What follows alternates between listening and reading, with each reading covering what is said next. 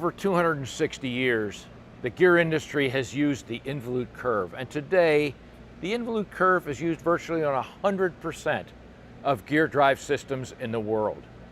Gear Innovations intends to change that.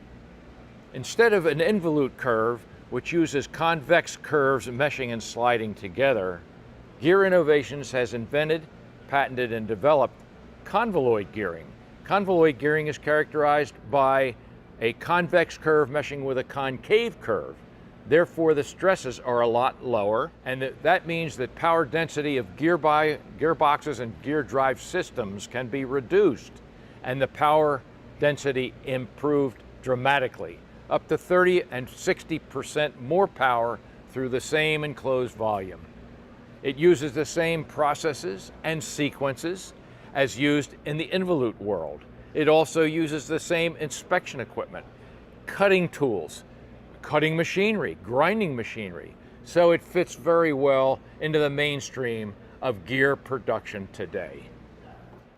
Visit involutegearcomparison.com to compare your existing involute gears to Convoloid Gearing Technology and see the potential for yourself.